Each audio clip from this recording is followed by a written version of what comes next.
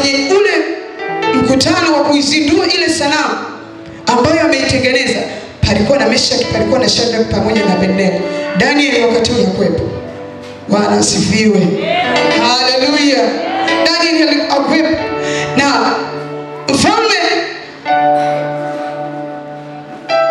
anataka watu, itakapopigwa filimbi, watu wote washuke chini, wainame na kusujudia ile sanamu. Lakini tunakiona nini ambacho kinatokea kwa hawa watu watatu? Bwana asifiwe. Bwana Yesu asifiwe. Hawa watu wanagoma kusujudia sanamu, maana wanajua ya kwamba sisi sio watu wa kuabudu Mungu. Haleluya. Wanaelewa ya kwamba sisi sio watu wa kuabudu Mungu, japokuwa tumeingia huku, lakini huku sio kwetu. Maana Mungu ameshatuahidi ya kwamba tutakaa huku miaka 70, lakini tutatoka. Haleluya. Haleluya. Watu wa Mungu ni vijana, walikuwa vijana kama sisi tulivyo vijana leo. Walikuwa ni watu wenye nguvu kama sisi tulivyo leo. Walikuwa na uwezo wa kuamua kama wewe ulivyo na uamuzi leo. Chagua uamuzi ulio sahihi leo. Afanya maamuzi yaliyo sahihi leo ili upate matokeo. Kila maamuzi yana matokeo yake. Haleluya. Haleluya. Wangapi wananielewa? Haleluya. Walifanya maamuzi kwa sababu wanaelewa huku siko msingi ambako tumelelewa. Msingi yetu tumefundishwa ya kwamba Mungu wetu ni yeye aliyeumba, wala sio kuabudu hii sanamu ambayo imetengenezwa. Ninadhani yamkini walishakaa na Danieli wakati ametafsiri ile ndoto.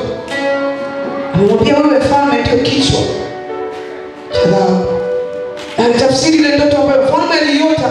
Hakuwa anaelewa, hakutajia kwamba ameota nini, lakini alikuwa anataka mtu ambaye atafsiri nini ameota, aseme nini ameota, alafu pia atafsiri maana ile ndoto. Maana mfalme kabisa Danieli alitafsiri, lakini pia alielekeza kitu ambacho kipo mbele. Lakini mfalme kwa kutokutii alitengeneza ile sanamu. Bwana asifiwe. Haleluya. Watu wa Mungu. Haleluya. Tunapojifunza hizi habari za Shadraka, Meshaki na Abednego, leo Shadraka, Meshaki na Abednego ni wewe na mimi. Meshaki, Shadraka na Abednego ni wewe na mimi. Tunaweza kuamua vitu vikatokea vikubwa baada ya muda fulani tukiamua leo. Waliamua ya kwamba hatutakuabudu mfalme kwa sababu sisi sio watu wa kuabudu Mungu.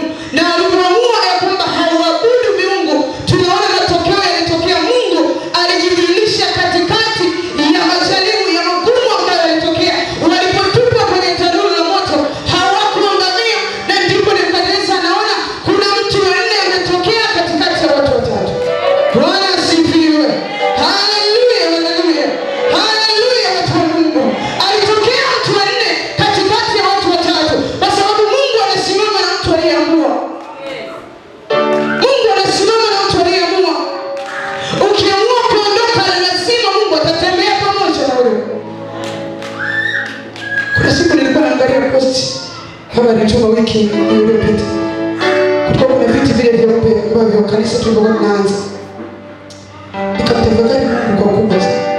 Viti vyeupe nadhani vipo kule nyuma. Pana nyasi, hapana vumbi kabisa. Pana mahema. Kanisa linaanza. Bwana asifiwe. Leo tuko hapa kwa sababu kuna mtu aliamua. Bwana Yesu asifiwe. Mungu aliposema nao akaamua kuchukua maamuzi, na Mungu akatembea pamoja. Kwa inawezekana ukifanya maamuzi yaliyo sahihi leo, Mungu anatembea na wewe. Bwana asifiwe. Watu wa Mungu walifanya maamuzi, lakini katikati ya maamuzi jua ya kwamba utakutana na vita.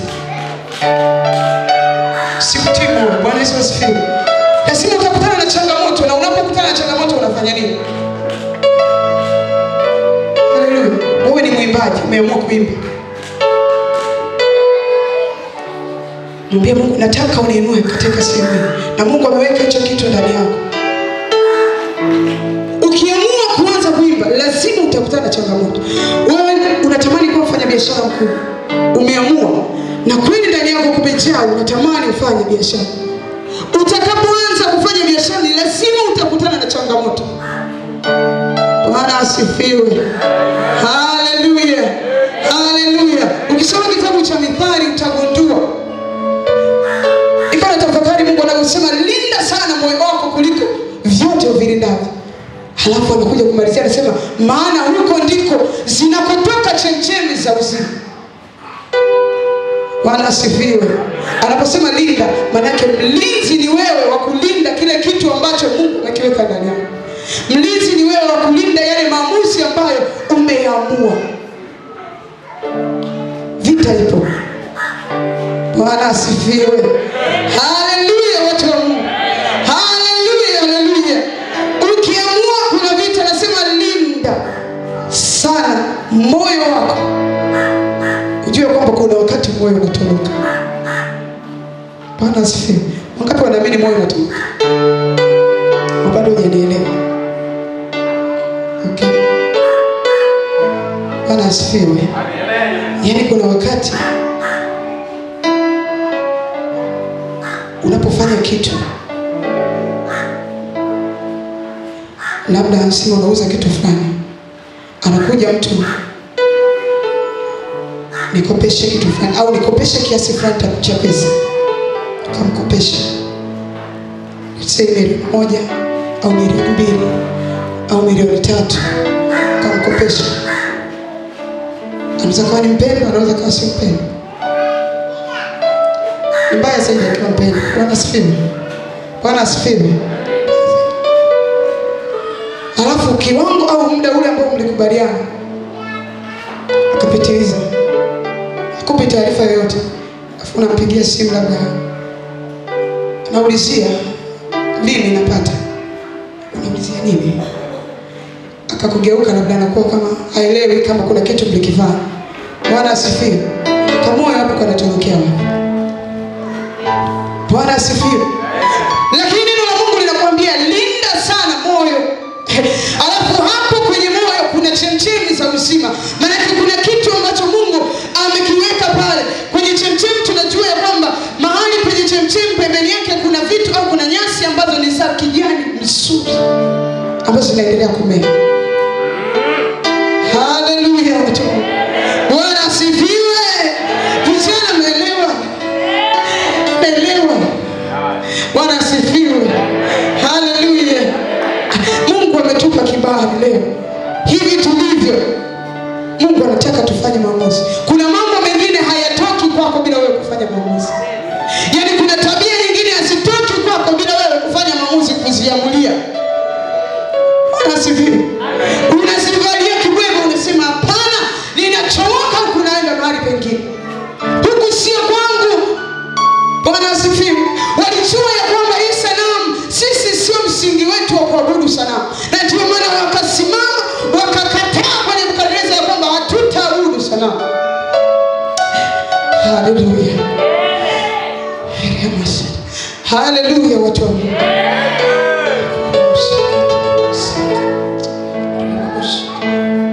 Haleluya watu wa Mungu.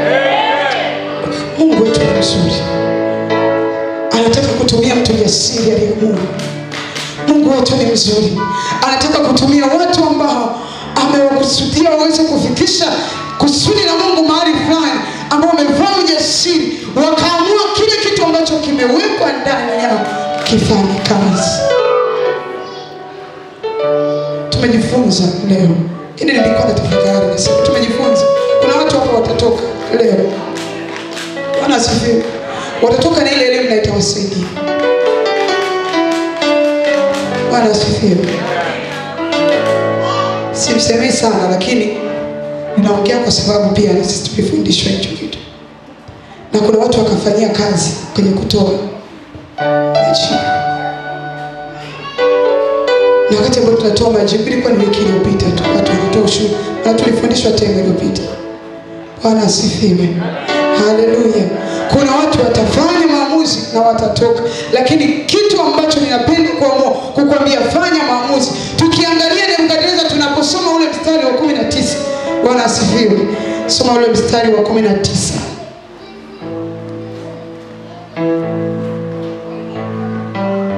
Mstari wa 19 inasema